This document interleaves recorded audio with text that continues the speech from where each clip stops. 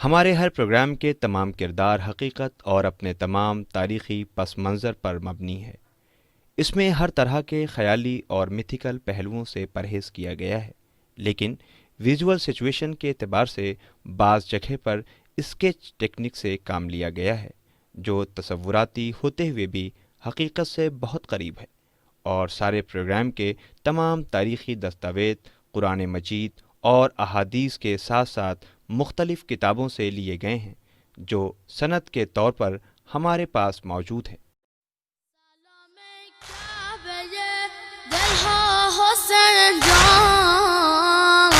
سلام کعبه دلها حسین جان، سلام شمع محفلها حسین جانم، حسین جانم حسین۔ بسم اللہ الرحمن الرحیم۔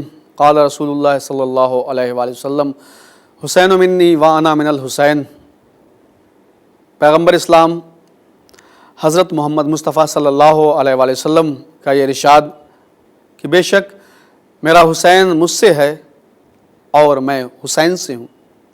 نواسۂ رسول حضرت امام حسین علیہ السلام کی عظمت، آپ کی بلندی، آپ کا رتبہ یہ ہے کہ پیغمبر اسلام لولا کا لمحہ خلقت الافلاق، طٰہٰ، یاسین، مزمل، مدثر، جب حضرت امام حسین علیہ السلام آپ مسجد میں ہیں، سر سجدے میں ہے، اسی اثناء میں پشت رسالت پہ حضرت امام حسین علیہ السلام آ جاتے ہیں تو پیغمبر اسلام اپنے سجدے کو طول دے دیتے ہیں۔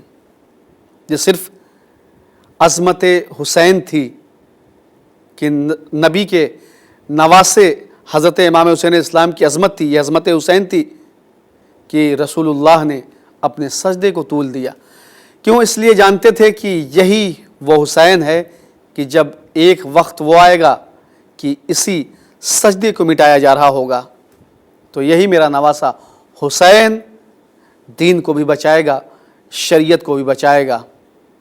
اور یہ حقیقت ہے کہ حضرت امام حسین علیہ السلام نے اس وقت جب توحید کو، نبوت کو، قرآن کو مٹایا جا رہا تھا تو اس وقت کوئی آگے نہیں بڑھا سوائے حضرت امام حسین علیہ السلام کے، جس کا نتیجہ یہ ہوا کہ آپ کو کربلا میں 3 دن کا بھوکا اور پیاسا شہید کر دیا جاتا ہے۔ نواسۂ رسول حضرت امام حسین علیہ السلام کا سفر جاری ہے کربلا کی طرف۔ آپ نے حج کو عمرے میں تبدیل کر دیا اور سفر رواں دواں ہے کربلا کی طرف، لیکن ایک چھوٹا سا قافلہ چند لوگوں پہ مشتمل اور ہے جو حضرت امام حسین علیہ السلام کے قافلے سے دور، کچھ فاصلے پر، قافلے سے کچھ دور چل رہا ہے۔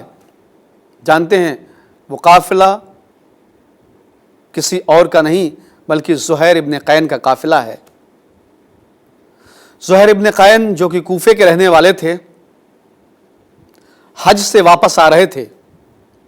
جس وقت حضرت امام حسین علیہ السلام کربلا جا رہے تھے، زہیر ابن قین حج سے واپس آ رہے تھے، لیکن زہیر ابن قین یہ نہیں چاہتے تھے کہ ان کا سامنا نواسۂ رسول حسین ابن علی سے ہو جائے، اس لیے کہ اگر حسین نے نصرت کے لیے کہہ دیا تو زہیر ابن قین انکار نہیں کر سکتے، اسی لیے وہ ساتھ نہیں چاہتے تھے، حسین کے قافلے سے دور تھے۔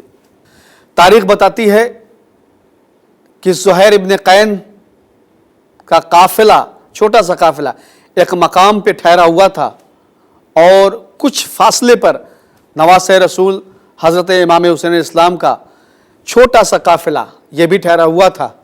حضرت امام حسین اسلام نے اپنے ایک قاصد کو زہیر ابن قین کے پاس بھیجا۔ قاصد آیا، اس وقت زہیر ابن قین کھانا کھا رہے تھے۔ پوچھا کون؟ کہا میں حسین کا قاصد ہوں، آپ کو میرے بابا نے یاد کیا ہے۔ جیسے یہ سننا تھا، وہ آنے والا یہ کہہ کے واپس چلا جاتا ہے۔ زہیر ابن قین نے سنا، بیٹھے رہے، کشمکش میں ہیں، کیا کریں؟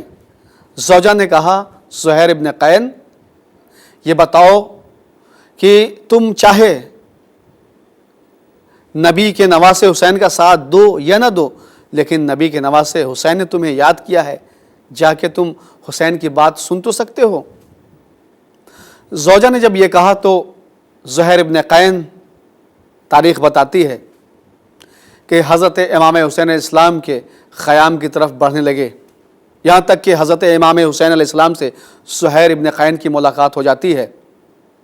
ملاقات ہوئی، کچھ باتیں ہوئیں، ابھی کچھ دیر نہ گزری تھی کہ زہیر ابن قین پھر واپس آ جاتے ہیں اور کہتے ہیں کہ خیمے یہاں سے ہٹا لیے جائیں، اب ہمارے خیمے نواسے رسول حسین کے خیمے کے قریب لگیں گے۔ جیسے ہی کچھ لوگوں نے اتنی جلدی، اتنی تیز یہ تبدیلی دیکھی، زہیر ابن قین تم تو یہ کہہ رہے تھے تم غیر جانبدار رہو گے، نہ حسین کا ساتھ دو گے اور نہ ہی یزید کا ساتھ دو گے، لیکن یہ تمہارے اندر اتنی تبدیلی اور وہ بھی اتنی جلدی کیسے آ گئی؟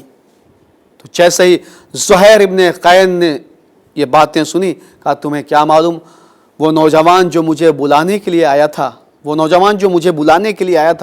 وہ نوجوان کوئی اور نہیں بلکہ شبیہ پیغمبر حضرت علی اکبر تھے، اور مجھ سے خطا یہ ہوئی کہ میں نے ان سے بیٹھنے کے لیے بھی نہیں کہا۔ میں اب حسین کے لشکر میں شامل ہونے کے لیے تیار ہوں، جو چاہتا ہے یہاں سے واپس جانے کے لیے، جو یہاں سے واپس جانا چاہتا ہے وہ واپس جا سکتا ہے۔ تاریخ بتاتی ہے کہ زہیر ابن قین حضرت امام حسین علیہ السلام کے لشکر سے آ کے مل جاتے ہیں۔ اب وہ وقت بھی آ جاتا ہے کربلا معلیٰ میں کہ یہی زہیر ابن قین ہیں کہ جو مقتل میں پہنچے، آخری وقت مقتل میں پہنچے، بلا کا جہاد کیا ہے، اور زہیر ابن قین آخر میں آپ کی شہادت واقع ہو جاتی ہے۔ آپ جانتے ہیں زہیر ابن قین کی شہادت کے بعد جب آپ کی زوجہ کو یہ بات معلوم ہوئی کہ زہیر ابن قین شہید ہو چکے ہیں، واقعات کربلا کا علم آپ کو ہوا، تو آپ نے فوراً زہیر ابن قین کے غلام کو بلایا، اور بلانے کے بعد کفن دیا، کہا یہ کفن لو اور کربلا چلے جاؤ۔ غلام نے کہا بی بی کربلا جانے کا کیا سبب ہے، اور یہ ساتھ میں کفن لے جانے کا کیا سبب؟ کہا میں نے سنا ہے کہ تمہارے آقا زہیر ابن قین کو کربلا میں فرزند رسول حضرت امام حسین علیہ السلام کی مدد کرتے ہوئے قتل کر دیا گیا ہے، شہید کر دیا گیا ہے، اور نواسے رسول کو بھی شہید کر دیا گیا ہے، یہ کفن لو اور کربلا چلے جاؤ۔ اس لیے کہ حسین تو نبی کے نواسے ہیں، حسین کو کفن دینے والے بہت سارے لوگ ہوں گے، نہ جانے کتنے لوگ ہوں گے، لیکن یہ بتاؤ کہ تمہارے آقا زہیر ابن قین کو کفن کون دے گا؟ غلام نے جیسے ہی سنا کفن لیا اور کربلا کے لیے روانہ ہو جاتا ہے۔ یہاں تک کہ وہ وقت بھی آ جاتا ہے کہ غلام کربلا پہنچتا ہے۔ اب جو غلام کربلا پہنچا تو عجیب و غریب منظر دیکھتا ہے۔ کیا دیکھتا ہے کہ شہداء کے لاشیں زمین کربلا پہ بے گور و کفن پڑے ہوئے ہیں۔ دیکھا، کشمکش میں ہے کہ آخر کفن کسے دوں؟ یہ کیسے ممکن ہے کہ میں اپنے آقا زہیر ابن قین کو کفن دے دوں اور نبی کے نواسے حسین کا لاشا یوں ہی ریگزار کربلا پہ بے غسل و کفن پڑا رہے؟ غلام کشمکش میں ہے، زمین کربلا پہ کھڑا ہوا لاشوں کے درمیان لاشوں کو دیکھ رہا ہے۔ ایک مرتبہ کفن لیا، واپس آ جاتا ہے۔ اب جب واپس آیا تو زہیر ابن قین کی زوجہ نے زہیر ابن قین کے غلام کو دیکھا، کفن واپس لے کے آ گیا، کہا واہ تم پہ، تم کیسے غلام ہو، تم نے اپنے آقا کو کفن نہیں دیا۔ جیسے ہی یہ سننا تھا کہ زہیر ابن قین کا غلام کہتا ہے بی بی میں کیا کروں، جب میں زمین کربلا پہ دشت نینوا پہ دشت ماریا پہ پہنچا، اور جب میں اس مقام پہ پہنچا جہاں شہداء کا مقتل تھا، میں نے کیا دیکھا کہ شہداء کے لاشیں زمین کربلا پہ بے گور و کفن، بے غسل و کفن پڑے ہوئے ہیں۔ شہداء کے جسم پہ زمین کربلا کی خاک اڑ اڑ کے آ رہی تھی۔ میں نے کیا دیکھا کہ تمام لاشیں زمین کربلا پہ پڑے ہوئے ہیں۔ میں نے چاہا کہ میں اپنے آقا زہیر ابن قین کے جسم کو کفن دوں، لیکن میں نے پھر کیا دیکھا کہ نواسۂ رسول حسین کا لاشا زمین کربلا پہ بے گور و کفن پڑا ہوا تھا۔ میں نے کفن لیا، واپس چلا آیا۔ میں اس لیے واپس آ گیا، بیوی یہ کیسے ممکن تھا کہ میں اپنے آقا زہیر ابن قین کو کفن دے دیتا اور نبی کے نواسے حسین کا لاشا زمین کربلا پہ بے گور و کفن پڑا رہتا۔ بی بی اسی لیے میں واپس آ گیا، میں نے اپنے آقا کو کفن نہیں دیا، اس لیے کہ میں نے دیکھا زمین کربلا پہ حسین کے 72 ساتھیوں کے جسم بے گور و کفن پڑے ہوئے ہیں۔ فَسَيَعْلَمُ الَّذِينَ ظَلَمُوا أَيَّ مُنقَلِبٍ يَنقَلِبُونَ رَبَّنَا تَقَبَّلْ مِنَّا إِنَّكَ أَنْتَ السَّمِيعُ الْعَلِيمُ۔